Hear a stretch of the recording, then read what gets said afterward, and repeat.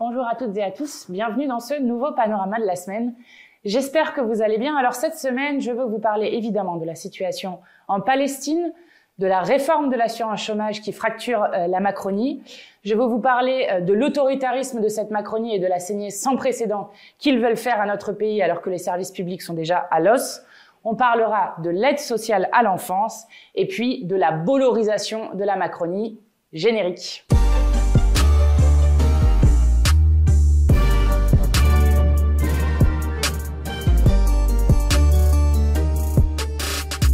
Alors, je voulais évidemment commencer toujours par la situation internationale qui nous préoccupe énormément en Palestine.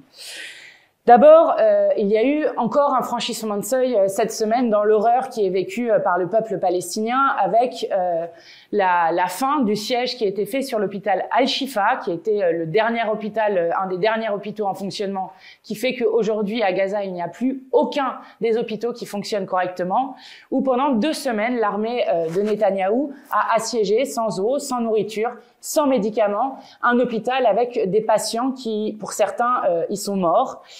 Et les images qui sont arrivées après la fin de ce siège sont effrayantes, notamment les témoignages, avec non seulement des civils et des médecins qui racontent que du personnel médical a été torturé, ils ont retrouvé des corps avec des menottes qui indiquent qu'ils ont d'abord été menottés avant d'être tués, ils ont retrouvé des corps sur lesquels il y avait des traces de véhicules militaires donc qui auraient écrasé des corps de Palestiniens et puis des corps en décomposition sur lesquels se trouvaient des insectes donc qui étaient là depuis plusieurs jours au moins.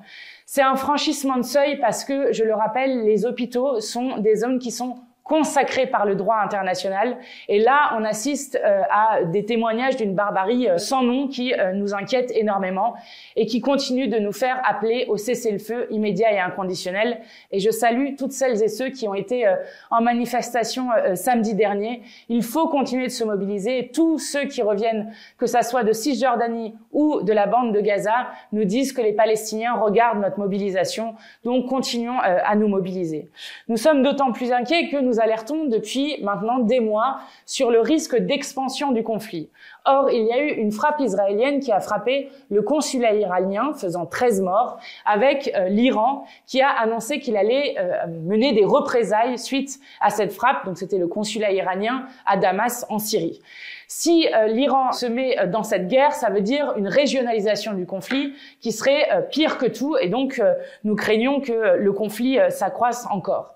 Et puis, cette semaine, à Gaza, c'est aussi passé quelque chose d'inédit, puisque pour la première fois, des humanitaires étrangers sont morts. Ce sont des humanitaires d'une ONG qui faisait juste en sorte d'essayer de pallier à la situation de famine généralisée à Gaza, puisque la famine est utilisée comme arme de guerre à Gaza.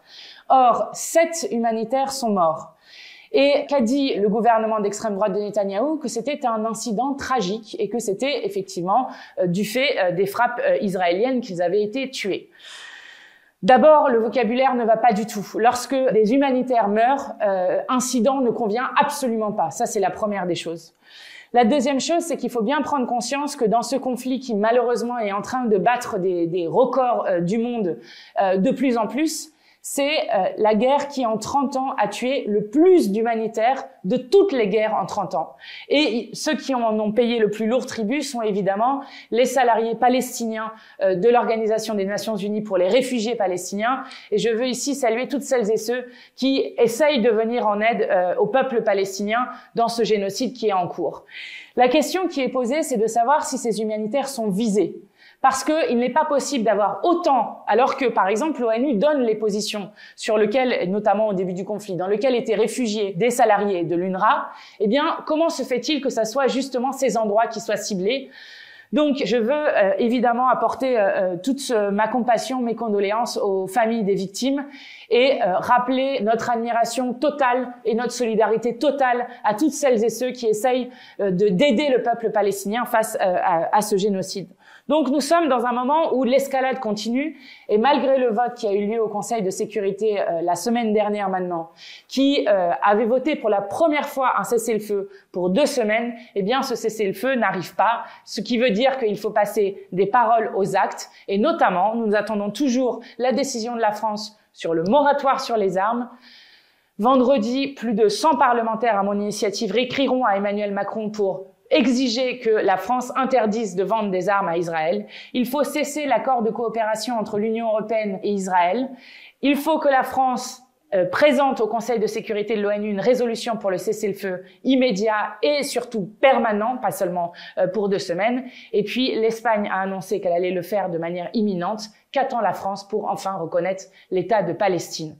Donc vraiment, il faut continuer à se mobiliser, d'autant que vous avez peut-être vu que enfin un des mensonges de cette propagande israélienne a été finalement admis par le bureau de presse israélien, qui a admis qu'il n'y avait jamais eu, le 7 octobre, 40 bébés qui avaient été décapités, ni même de bébés dans le four. Évidemment, vous n'entendrez aucun des éditorialistes qui a relayé en boucle cette information sans aucune pincette. Dès qu'on parle de Gaza, bien sûr, des pincettes sont mises avec même des relativisations du nombre de morts qui avaient été faites notamment par Caroline Fourest. Là, vous n'entendrez aucun des éditorialistes s'excuser sur cette fausse information qui a été largement relayée. De même que vous n'entendrez pas Aurore Berger expliquer que oui, elle s'est trompée. Elle qui avait fait un tweet, je vous lis une partie de son tweet. Oui, ces bébés ont été décapités. Oui, un bébé a été retrouvé dans un four. Ce sont des faits. Eh bien non, ce ne sont pas des faits. Ça s'appelle des mensonges. Et Madame Berger, nous attendons vos excuses face à ces mensonges, ainsi que vos excuses pour avoir donné votre soutien inconditionnel à un gouvernement d'extrême droite qui est en train de commettre un génocide. Nous continuerons de nous mobiliser parce que nous refusons de laisser la Palestine disparaître. Autre sujet dont je voulais vous parler, c'est la réforme, l'énième réforme de l'assurance chômage que Gabriel Attal, Bruno Le Maire, etc. Ont prévu de faire. Pour rappel, en 2019, ils avaient déjà durci les conditions d'ouverture pour toucher les droits au chômage. Ensuite, en 2021, ils avaient rendu les allocations dégressives, puis ils avaient aussi réformé le salaire journalier de référence et en 2023, ils ont diminué la durée d'indemnisation de 25%. Donc, on a déjà des réformes successives. Sur la réforme de 2019, c'est y compris des organismes, y compris qui dépendent des ministères, qui montrent que ça n'a eu absolument aucun effet sur l'emploi. Le seul effet que ça a, c'est de précariser encore plus les privés d'emploi. Et celle de 2023, évidemment, on ne peut pas encore regarder ce qu'elle a produit puisqu'elle est toute récente. Mais déjà, ils l'ont fait en 2023, ils veulent encore recommencer. Ils sont passés de 24 mois d'indemnisation à 18 mois. Et maintenant, ils disent que peut-être ils passeront à 14 ou à 12 mois d'indemnisation. Donc, de nouveau, c'est des attaques contre notre modèle social et une volonté de détruire notre modèle social. Il faut comprendre que, contrairement à ce qui est dit tout le temps, ce ne sont pas les conditions d'indemnisation du chômage. Je rappelle que quand vous avez votre salaire, vous avez aussi des cotisations qui permettent de payer un risque assurantiel. Et ces cotisations, c'est notamment le fait d'avoir une assurance chômage lorsque vous vous retrouvez face au risque du chômage. Et donc, ce n'est pas du tout une charité. Le chômage, c'est un droit qui vient des cotisations. C'est une sorte de salaire différé. Il faut savoir plusieurs choses. D'abord, les comptes de l'UNEDIC, qui ne sont pas les comptes de l'État, sur lesquels l'État essaye de mettre la main, sont excédentaires. Donc, ils peuvent pas nous dire que c'est en déficit, je ne sais quoi. La deuxième chose, c'est que, contrairement à ce qui est souvent dit, eh bien, ce n'est pas parce que les droits au chômage sont avantageux qu'il y aura moins de chômage. Parce que ce ne sont pas des chômeurs feignants qui ne veulent pas travailler, c'est parce qu'il n'y a pas assez d'emplois disponibles et qu'il faut créer de l'emploi dans notre pays. C'est comme ça qu'on lutte contre le chômage et pas de faire la chasse aux chômeurs. Et notamment, en 1974, lorsque vous étiez au chômage, vous touchiez 110% de votre rémunération, donc plus que votre salaire précédent. Et pourtant, c'était un des moments où le chômage était le plus bas. Donc, ça n'a rien à voir. Ce qu'ils veulent faire, c'est mettre la main sur l'argent du chômage, de l'UNEDIC, pour les mettre dans les comptes. Et puis, l'autre chose qu'ils veulent faire, évidemment, c'est de nouveau faire les poches des plus pauvres et des plus précaires de ce pays pour essayer de rembourser les cadeaux qu'ils ont faits aux plus riches. Aujourd'hui, il y a seulement 4 personnes au chômage sur 10 qui sont indemnisées. C'est dramatique. Ça veut dire que vous avez 6 personnes sur 10 qui ne sont pas indemnisées, qui bien souvent se retrouvent dans la case RSA parce qu'ils ont trop durci les conditions ou parce qu'il y a du non-recours au droit. C'est inacceptable et inadmissible. Et la nouvelle qui est intéressante, c'est que ça ouvre des brèches dans la Macronie de manière très forte. Vous avez Sacha Houlié, le président de la commission des lois de l'Assemblée nationale, qui a dit qu'il était contre notamment parce que la Macronie expliquait que puisque le chômage diminuait, eh bien, on pouvait durcir les règles et que quand il allait stagner ou remonter, eh bien, on allait rendre les règles plus faciles. Eh bien, toutes les études disent que le chômage va stagner, voire réaugmenter dans les prochains mois, et pourtant, ils veulent encore durcir les règles. C'est l'argument qu'a utilisé Sacha Houlié, donc il reprend leur propre argument à son jeu. De même, la présidente de l'Assemblée nationale a dit que puisque la réforme de 2023 n'était pas encore étudiée dans ses effets, ça ne servait à rien de nouveau d'attaquer la durée d'indemnisation des droits au chômage, ou encore l'ancien ministre Clément Beaune qui lui aussi a dit qu'il était hostile à cette réforme de l'assurance chômage. Pour nous, c'est intéressant parce que ça enfonce des coins dans la Macronie et ça montre que de plus en plus, ils se rabougrissent et qu'ils n'arrivent plus à tenir leur majorité. Donc ça, pour nous, c'est quelque chose d'intéressant. Et c'est d'autant plus intéressant que la Macronie ne cesse de se gargariser d'avoir fait baisser le chômage, d'avoir produit une politique incroyable. Eh bien, puisque M. Attal nous posait la question en question gouvernement, il n'a toujours pas compris que les questions gouvernement, c'est les parlementaires qui contrôlent l'action du gouvernement et pas lui qui pose des questions aux parlementaires, mais bon, passons. Il nous demandait alors pourquoi est-ce que le chômage baisse avec vos politiques si c'est si nul que ça, lorsque nous posions, nous, une question sur la réforme de l'assurance chômage. Eh bien, la réponse a été toute donnée, elle est dans l'humanité. Il y a eu plus 50% de radiation de chômage en 3 ans. Ça veut dire qu'on augmente les radiations de manière exponentielle, on radie les gens du chômage et ensuite ils ne sont plus dans les chiffres pour ensuite vous expliquer que le chômage baisse et que tout est magnifique dans la politique qui est faite par les macronistes. Donc nous, on se battra pied à pied contre cette réforme de l'assurance chômage et on se battra d'autant plus que, comme d'habitude, ils ne veulent pas la passer par la loi. Peut-être avez-vous remarqué, mais Madame Borne avait une méthode toute à elle. Elle écrasait et elle piétinait la représentation nationale. 23-49-3 utilisé en 1 an et demi. La méthode d'Attal est toute différente. La méthode d'Attal, c'est on contourne le Parlement au point que quand ils annulent 10 milliards de crédits dans le budget de 2024 en enlevant des postes par-ci par-là, enfin des choses qui ont des effets très concrets sur la vie quotidienne, eh bien il le fait par simple décret. De même, vous avez vu qu'en ce moment il y a des mobilisations, encore cette semaine très fortes, contre les groupes de niveau. Vous savez ce qu'ils veulent faire, c'est la fin du collège unique qui va trier les enfants socialement dès 11 ans. C'est une ineptie. Tout le monde est en désaccord avec ça. Aucun des syndicats ne soutient ça. Partout, il y a des mobilisations dans le pays contre ces groupes de niveau. Eh bien là aussi, si vous pensez qu'on a voté cette loi, nous ne l'avons jamais votée, jamais examinée. C'est passé par un simple arrêté. Eh bien, de la même manière, sur la réforme de l'assurance chômage, ils espèrent passer par décret, ce qui montre bien le tournant autoritaire qui, cette fois-ci, s'exprime différemment des 49.3, mais qui essaye de contourner la représentation nationale. Donc nous imposerons ce débat à l'Assemblée nationale et nous ne sommes pas d'accord avec le fait qu'ils fassent les choses dans leur coin, avec un président de la République omnipotent, un Premier ministre qui transforme l'Assemblée nationale dans son théâtre de communication. Et nous avons annoncé avec le groupe parlementaire insoumis que s'il ne faisait pas un projet de loi de finances rectificatif, nous déposerons une motion de censure contre ce gouvernement. Alors, évidemment, l'actualité qui reste prégnante cette semaine, c'est la saignée sans précédent qu'ils veulent imposer au pays, avec à chaque fois le même mantra qu'on vous répète, la dette, la dette, la dette, la dette. Bon, la dette française, la dette publique française, elle est détenue à 25% par la Banque Centrale Européenne. Nous avons expliqué 1000 fois qu'il était possible de geler la dette dans la Banque Centrale Européenne, ce qui ne léserait personne, et d'annuler notamment la dette Covid, qui est une dette illégitime. Donc, il n'y a aucun catastrophisme à avoir sur cette question de la dette. D'autant plus que nous n'en pouvons plus. Et c'est pourquoi nous demandons à ce qu'on prenne l'argent sur les plus riches de ce pays, qu'on annule les cadeaux fiscaux qui ont été faits aux plus riches pour répondre aux besoins. Parce que vous avez la mobilisation de l'éducation nationale partout dans le pays contre les groupes de niveau. Et donc le tri social des élèves dès 11 ans. Mais aussi contre les manques de moyens partout. Vous avez, je vous racontais la semaine dernière, des écoles maternelles, des écoles primaires où il n'y a plus de remplaçants et des enfants qui ratent jusqu'à 1 an et demi de scolarité en Seine-Saint-Denis parce qu'il n'y a pas de professeurs remplaçants. Bon, donc ça craque au niveau de l'éducation nationale, tout est en train de s'effondrer. De même, là, vous avez la semaine dernière eu la fin de la trêve hivernale. Et qu'est-ce qu'on a appris? Que les expulsions avaient augmenté de 23% en 1 an et de 183% en 20 ans. Et ça explique après que vous vous retrouviez avec autant de personnes à la rue, et notamment d'enfants, puisqu'il n'y a jamais eu autant d'enfants à la rue que sous Emmanuel Macron.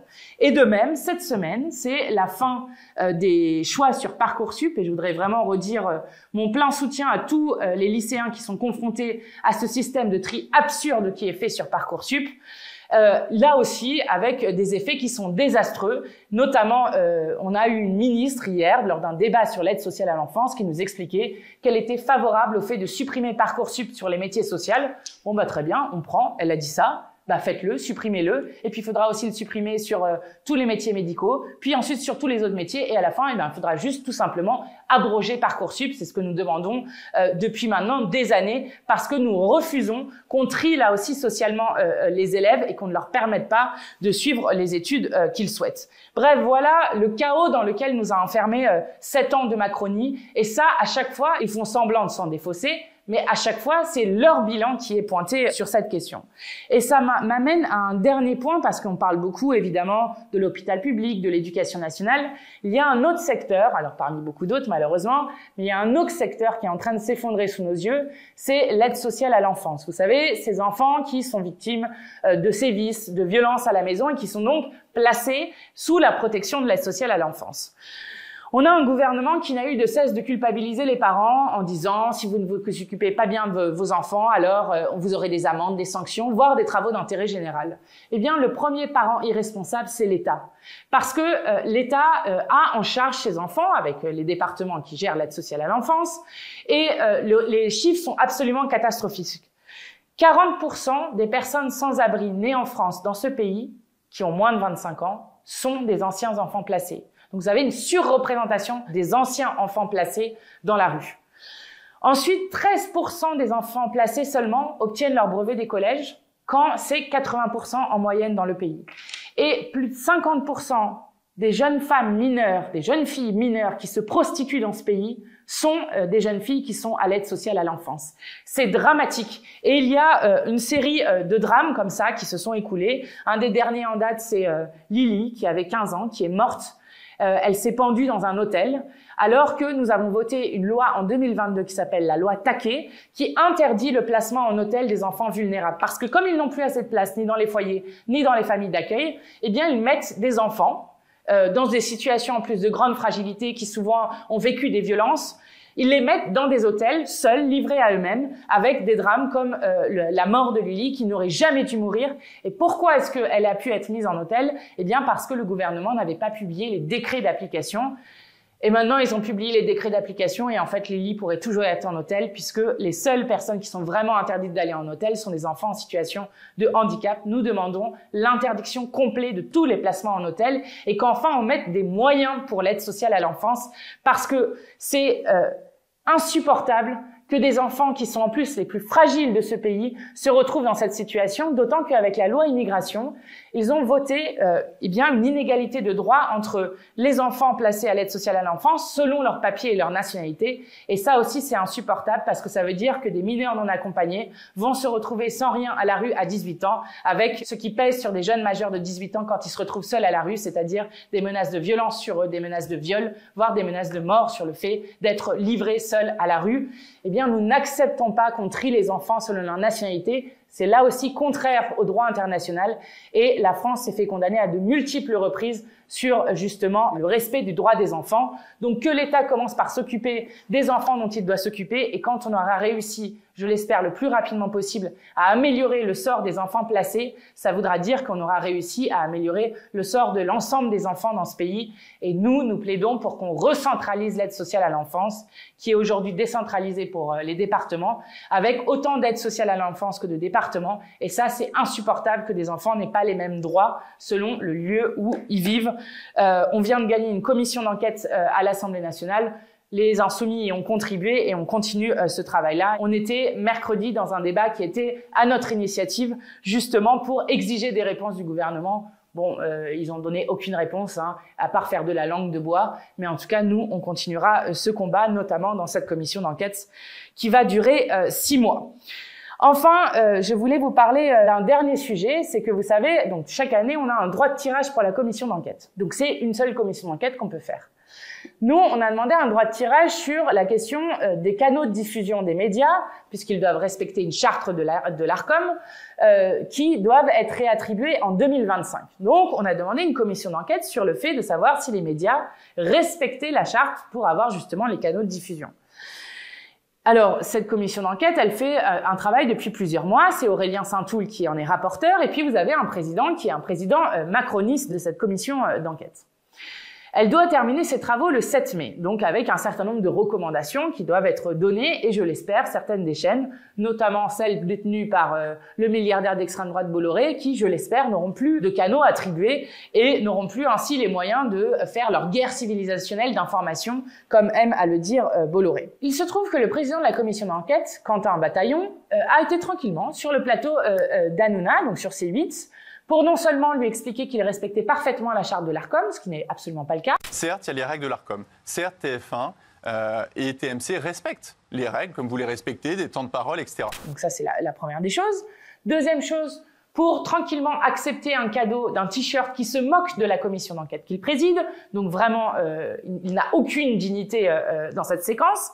Et puis, pour expliquer en plus que Yann Barthès, qui avait été auditionné la semaine dernière, était d'une certaine arrogance, donc en plus pour critiquer une des personnes qui venait d'être auditionnées par la commission d'enquête. Ce faisant, le président macroniste de la commission s'est déshonoré lui-même, évidemment, mais a déshonoré l'ensemble de l'Assemblée nationale. Et pour le coup, les reproches et les critiques ont été unanimes, à la fois de la part des journalistes, mais aussi des différents parlementaires, et même des parlementaires macronistes, puisque la présidente de l'Assemblée nationale a expliqué dans un communiqué qu'il fallait faire preuve de discernement lorsqu'on présidait une commission d'enquête. C'est une faute politique majeure qui a été faite, qui entache les travaux de la commission d'enquête et les travaux parlementaires qui ont été faits. Et donc, nous demandons à ce que Quentin Bataillon démissionne de son poste de président de la commission d'enquête, parce qu'il n'est pas possible qu'un président de commission d'enquête aille cracher sur des personnes qui ont été auditionnées, aille flatter ceux qui servent Bolloré, parce qu'on voit bien là qu'il y a une tentative de rapprochement entre la Macronie et Bolloré, donc une bollorisation de la Macronie. C'est insupportable et aujourd'hui, Aurélien Saint-Toul a demandé à ce que le bureau de la commission d'enquête soit réuni pour dessaisir Quentin Bataillon de son rôle de président de la commission d'enquête. En tout cas, on continuera à suivre ça.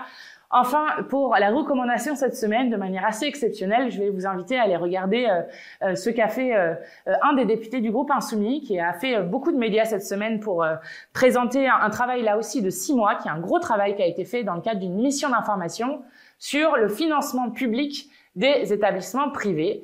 Et vous verrez, c'est édifiant.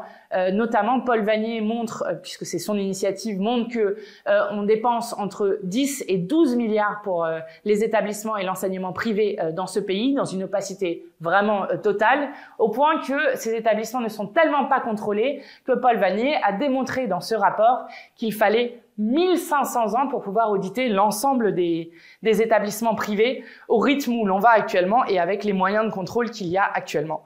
Donc vraiment, à la fois l'opacité sur les financements, le manque de contrôle à la fois financier mais aussi pédagogique, eh bien, je crois à lever un tabou sur ce qui se passe avec l'enseignement privé, tandis que l'école publique est en train de s'effondrer. Et je crois que ce sont des recommandations issues de cette mission d'information qui sont d'intérêt général et d'utilité publique. Donc, je vous mets un petit lien de la vidéo de Paul Vannier qui vous explique tout ça. Et puis, je vous souhaite une excellente semaine et évidemment, le combat continue plus que jamais.